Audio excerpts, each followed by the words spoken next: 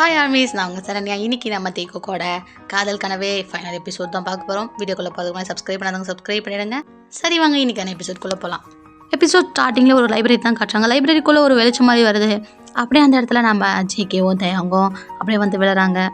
JK மேலே தேங்க விழுந்திருக்காரு. 2 பேரும் அப்படியே ஐஸ் பார்த்துட்ருக்க. பக்கத்தில் தான் அந்த புக்கும் இருக்குது. லைப்ரரியன் வந்து லைப்ரரியை மூடிட்டு போகலான்னு நினைக்கும் போது அந்த சவுண்ட் கேட்டிருக்கோம். என்னடா சவுண்ட் அப்படின்னு சொல்லிட்டு உள்ளே வந்து பார்த்தா இவங்க 2 பேரும் விழுந்து கிடக்குறாங்க. இதை பார்த்த உடனே என்னடா பண்ணிட்டு இருக்கீங்க, இது லைப்ரரி அப்படின்னு சொல்லிட்டு கத்த 2 பேரும் வேகமாக எந்திரிச்சு நிற்கிறாங்க. அந்த லைப்ரரின்னு பார்த்துட்டு நீங்கள் 2 பேரும் தானே அந்த புக்கு தேடி வந்தவங்க அப்படின்னு கேட்க, ஆமாம் இந்த டைமில் என்ன பண்ணுறீங்க அப்படின்னு சொல்லிட்டு அந்த லைப்ரரின்னு கேட்க, தேங்க வந்து அது என்ன விஷயம் அப்படி சொல்லிட்டு ஏதோ வர ஜிகி வந்து வாயை போத்திட்டு, அது ஒன்றும் இல்லை, இந்த புக்கை கொடுத்துட்டு போகலாம் தான் வந்தோம், இங்கிருந்தா இதை எடுத்தோம் அப்படின்னு சொல்லிட்டு கொடுத்துட்டு வேகமாக அவங்க வந்து கிளம்புறாங்க. இவங்க 2 பேருக்கு என்னாச்சு அப்படின்னு சொல்லிட்டு லைப்ரரி ஒரு மாதிரி பார்த்துட்டு இருக்காரு.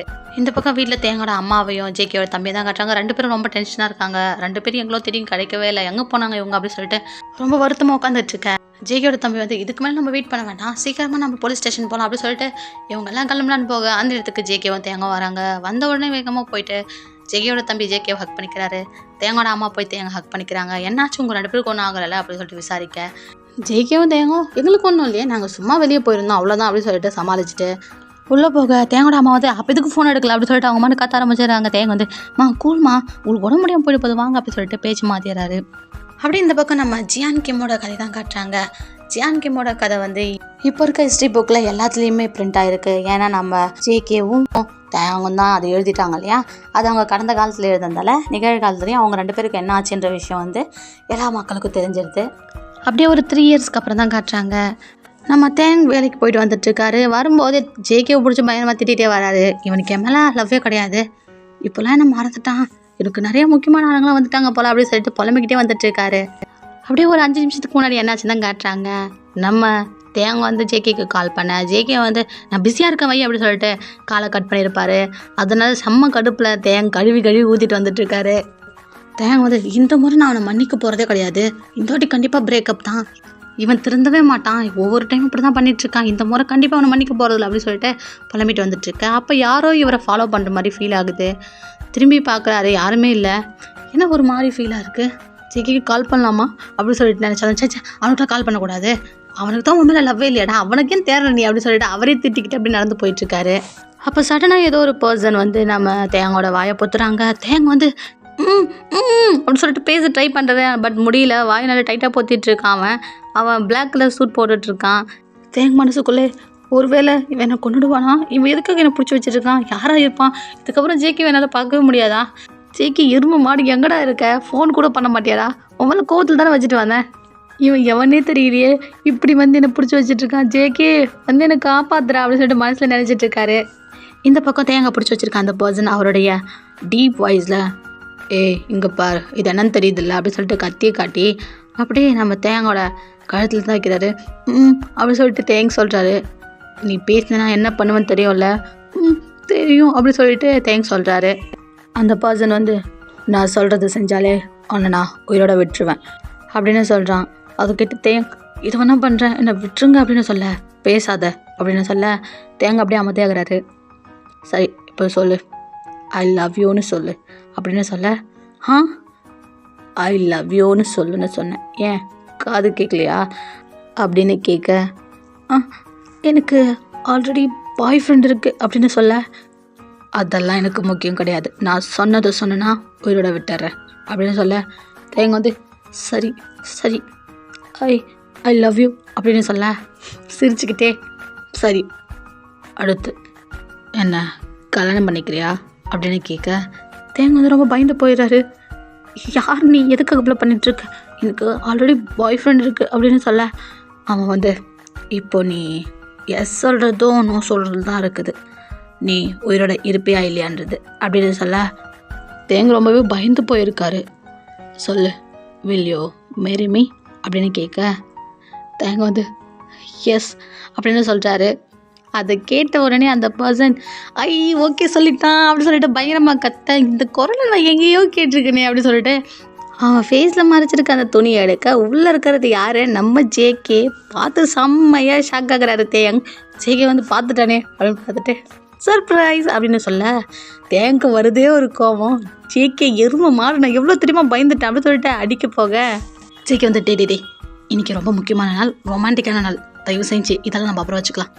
நீ ஓகே சொல்லிட்டல்ல அப்படின்னு கேட்க, என்னடா ஓகே சொல்லிட்டல்ல? அதான் நம்ம கல்யாணத்துக்கு அப்படின்னு கேட்க, தேங்க்ஸ் செம்மையா அப்படி சர்ப்ரைஸ் ஆகி நிற்கிறாரு. ஜேகே வந்து, டேய் என்ன நான் இதெல்லாம் சும்மா பண்ணிகிட்ருக்கேன் நினச்சிட்டு இருக்கியா? நான் கொஞ்சம் வித்தியாசமாக ப்ரப்போஸ் பண்ணலான்னு நினச்சேன், மற்றபடி வேறு ஒன்றும் கிடையாது. இப்போ சொல்லு, என்ன கல்யாணம் பண்ணிக்க சம்மதமா அப்படின்னு கேட்க, தேங்க வந்து அப்படின்னு சொல்லிட்டாரு. ஏன்டா அப்படின்னு சொல்லிட்டு ஜேகே கேட்க, தேங்க வந்து, அதான் உனக்கு என் மேலே அக்கறையும் கிடையாது, லவ்வும் கிடையாது அப்படின்னு சொல்ல, யாரா சொன்னா அப்படின்னு சொல்லிட்டு ஜேகே சொல்ல, அதான் எனக்கு அட்டென்ஷனே தரது கிடையாது, நான் ஃபோன் பண்ணால் எடுக்கிறது கிடையாது, பிஸி பிஸி பிஸி, இதில் கல்யாணம் வரையா, இங்கே நம்ம பிரேக்கப் பண்ணிக்கலாம் அப்படின்னு சொல்ல, ஜேகே வந்துட்டு, ஏன்டா அப்படி பேசுகிற? இங்கே பாரு, அதெல்லாம் நான் வேணே பண்ணலை, நம்ம மேரேஜுக்காக நான் பிளான் பண்ணிட்டு இருந்தேன், அதாவது தான் கூட ஒழுங்காக பேசுறது கிடையாது. என் ஃப்ரெண்டுக்கிட்டலாம் பிளானை கேட்டு இப்படி ஒரு பிளான் பண்ண தெரியுமா? இது மாதிரி ஒரு ப்ரப்போசலா அப்படின்னு தேங்க கேட்க, ஜேகே வந்து, ஆமாம், என் ப்ரப்போசலுக்கு என்ன குறைச்சல், அதை விடு, நீ என்ன சொன்ன, இங்கே பிரேக்கப் பண்ணிக்கலாமா? சரி, அப்போ நீ இதுதான் என்ன கடைசியாக பார்க்குறது, நான் இந்த பிரிட்ஜ் மேலே வந்து குதிக்க போகிறேன் அப்படின்னு சொல்லிட்டு போக, தேங்க வந்து, இந்த மிரட்டலுக்கு நான் பயப்பட மாட்டேன்டா அப்படின்னு சொல்லிட்டு நின்றுட்டுருக்காரு. ஜேகே வந்துட்டே, குதிச்சிடுவேன் அப்படின்னு சொல்ல, எங்கன்னா குதிச்சுக்கோ அப்படின்னு சொல்லி திரும்பி நின்றுக்கிறாரு. அம்மா அப்படின்னு சொல்லிட்டு பயங்கரமாக ஒரு சவுண்டு. தேங் பயந்து போய் திரும்பி பார்க்க, நம்ம ஜேகே சிரிச்சுட்டே நின்றுட்டுருக்காரு. தேங் வேகமாக கிட்ட வந்து, ஜேகே பொறுக்கி நாய் அப்படின்னு சொல்லிட்டு பயங்கரமாக திட்டுறாரு. ஜேகே சிரிச்சுக்கிட்டே, என்னடா உன்னை அவ்வளோ சீக்கிரம் விட்டுட்டு செத்து போயிடுவேன்னு நினச்சியா அப்படின்னு கேட்க, தேங் வச்ச கண் எடுக்காம ஜேகேவை பார்த்துட்ருக்காரு. ஜேகே வந்து, என்ன சொன்ன, உன் மேலே லவ் குறைஞ்சிருச்சா? யாரடா சொன்னா? என்னோட ஒவ்வொரு நொடி ஒவ்வொரு நிமிஷத்துலையும் நீ மட்டும்தான் இருக்க, உன்னை பற்றி தான் நான் நினச்சிட்ருக்கேன், உன்னை அந்தளவுக்கு லவ் பண்ணுறேன், இப்போ கல்யாணம் பண்ணிக்கணும்னு ஆசைப்பட்றேன், என்ன கல்யாணம் பண்ணிக்கிறியா அப்படின்னு கேட்க, தேங்க வந்து, நாளைக்கு கல்யாணம் பண்ணிக்கலாமா அப்படின்னு கேட்க, ஜேகே வந்து, டபுள் ஓகே அப்படின்னு சொல்லிட்டு தேங்கோட ஹிப்பை பிடிச்சி கிட்ட எடுத்து லிப்ஸ்லேயே செம்ம சாஃப்டாக கிஸ் பண்ணுறாரு. ஜஸ்ட் இமேஜின் பண்ணி பாருங்கள், நைட் டைம் 2 பாய்ஸ் ரொமான்டிக்காக ஒரு ப்ரப்போசல் இப்படி நடந்தால் எப்படி இருக்கும், ரியாலிட்டிக்காக நடந்தால் எப்படி இருக்கும், நீங்கள் எப்படி அந்த இடத்துல ரியாக்ட் பண்ணுவீங்க பார்த்தீங்கன்னா அப்படின்னு கமெண்ட்டில் சொல்லுங்கள். நான்லாம் அந்த இடத்துல நான் சந்தோஷத்தில் என்னெல்லாம் கையில் பிடிக்க முடியாது, அப்படி ஒரு ஹாப்பியாக இருப்பேன். அப்படியே 1 மந்த் ஆஃப்டர் தான் காட்டுறாங்க நம்ம ஜேகே தேங்கோட மேரேஜ் நாளைக்கு. அதுக்கு முன்னாடி நான் நைட் தான் காட்டுறாங்க. நம்ம ஜேகேவோட தம்பி வந்து வீட்டுக்கு வந்திருக்காரு. அப்பா அம்மா பார்த்துட்டு ரொம்ப சந்தோஷப்பட, நான் உங்ககிட்ட ஒரு விஷயம் பேசுறதுக்கு தான் வந்திருக்கேன் அப்படின்னு சொல்ல, சரி வாப்பா வந்து உட்காரு அப்படின்னு சொல்லிட்டு அப்பா அம்மாவை கூப்பிட்றாங்க. ஜேகேவோட தம்பி போயிட்டு, எனக்கு தெரியும் உங்கள் 2 பேருக்கும் நல்லா தெரியும் நாளைக்கு ஜேகேக்கும் தேங்கும் கல்யாணம்னு சொல்லிட்டு, அதுக்காக தான் நான் இங்கே வந்திருக்கேன், தயவு செஞ்சு 2 பேரும் கல்யாணத்துக்கு வந்துடாதீங்க அப்படின்னு சொல்ல, அவங்க 2 பேரும் ஒரு வார்த்தை கூட பேசல. ஜேகேவோட தம்பி வந்து, எனக்கு தெரியும் நீங்கள் 2 பேரும் அமைதியாக இருக்கீங்கன்னு சொல்லிட்டு, ஏன்னா உங்களுக்கே தெரியும் நீங்கள் எவ்வளோ பெரிய தப்பு பண்ணியிருக்கீங்கன்னு சொல்லிட்டு, நீங்கள் ஒரு அப்பாவை தோற்று போயிருக்கீங்க. இதோ பக்கத்தில் உட்காந்துருக்காங்க ஏன் அம்மாவுக்காக ஜேகேவோட அம்மாவை விட்டு என் அண்ணன் இத்தனை வருஷமாக இவ்வளோ கஷ்டப்படுறதுக்கு ஒரு காரணமாக நீங்கள் இருந்திருக்கீங்க. அப்புறம் நீங்கள் ஒரு அம்மாவை தோற்று போயிட்டீங்க. நீங்கள் என்னோட அண்ணாவை அவ்வளோ கஷ்டப்படுத்திருக்கீங்க. உங்ககிட்ட இருந்து அவன் என்ன எதிர்பார்த்தான், வெறும் அன்பை தானே. நீங்கள் நினச்சிருந்தா அவங்க அம்மா உங்களால் தான் இறந்து போனாங்கன்ற விஷயத்த சொல்லாமல் இருந்திருக்கலாம். அந்த பையன் அந்த பிஞ்சு மனசு உடஞ்சி போச்சு, உங்களுக்கு தெரியுமா? அவன் எவ்வளோ கஷ்டப்பட்டு அழுதான்னு உங்களுக்கு தெரியுமா? அவன் என் கூட பிறக்கலனாலும் அவளை ஒவ்வொரு நாளும் என்னோட அண்ணனா மட்டும்தான் நான் நினச்சிருக்கேன். என் அண்ணன் கஷ்டப்படுறத என்னால் பார்க்க முடியல. இதுக்கு மேலேயும் அவனை கஷ்டப்படுத்த விரும்பல. தயவு செஞ்சு உங்ககிட்ட கெஞ்சி கேட்டுக்கிறேன், இதுக்கப்புறம் என் லைஃப்லையும் என் அண்ணன் லைஃப்லையும் வந்துடாதீங்க அப்படின்னு சொல்லிட்டு அவர் அங்கேருந்து கண்காணிக்கிட்டே அங்கேருந்து எழுந்திரிச்சு போகிறாரு. இவங்க 2 பேரும் பேச முடியாமல் அப்படியே உட்காந்துட்ருக்காங்க. அப்படியே இந்த பக்கம் தேங்க தான் காட்டுறாங்க. தேங்க வந்து அவரோட தாத்தாவோட ரூமுக்கு தான் போயிருக்காரு. தாத்தா உங்ககிட்ட நான் பேசணும் அப்படின்னு சொல்ல, தாத்தா வந்து ஜியானை கண்டுபிடிச்சிட்டியா அப்படின்னு கேட்க, தாத்தா ஜியானை கண்டுபிடிச்சிட்டேன், ஜியானை கிம்மி கூட சேர்த்து வச்சுட்டேன் அப்படின்னு சொல்கிறாரு. என்ன சொல்கிற அப்படின்னு கேட்க எல்லா விஷயத்தையும் சொல்கிறாரு. அவங்களோட காதல் அந்த காலத்தில் கொல்லப்பட்டிருக்கலாம், ஆனால் இப்போ இருக்க ஒவ்வொரு புத்தகத்துலேயும் ஒவ்வொருத்தவங்களுடைய வாக்கியத்துலேயும் ஒவ்வொருத்தருடைய கண்ணீர்லேயும் அவங்களுடைய காதல் கதை ஓயிருக்கு தாத்தா, இந்தாங்க புத்தகம் அப்படின்னு சொல்லிட்டு அந்த புக்கை கொடுக்க, அதை பார்த்து கண் கலங்கி அழுதாரு.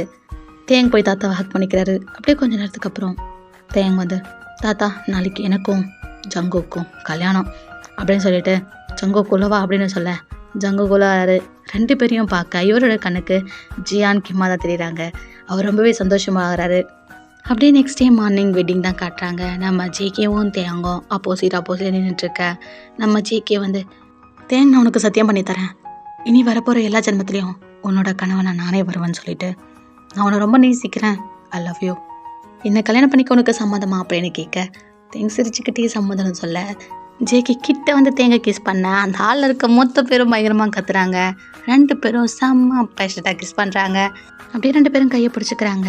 காதலுக்கு கண்டிப்பாக ஜென்டல் முக்கியமே கிடையாது அப்படின்னு சொல்லிட்டு 2 பேரும் அவங்க மனசில் நினச்சிக்கிட்டு கிட்ட வந்து கிஸ் பண்ணுறாங்க. இந்த ஒரு ஹாப்பியஸ்ட் மூமெண்ட்டோட இந்த எஃப்எஃப் இங்கே முடிக்கிறேன். எப்படி இருந்துச்சு எஃப்எஃப் கமெண்ட்டில் சொல்லுங்கள். பெண்டிங் இருக்க எல்லா எஃப்எஃப் பார்த்துட்டு தேக்கோக்கு புதுசாக எஃப்எஃப் சீக்கிரமாக ஸ்டார்ட் பண்ணிடலாம். நெக்ஸ்ட் எஃப்எஃப்ல பார்க்கலாம். Okay bye.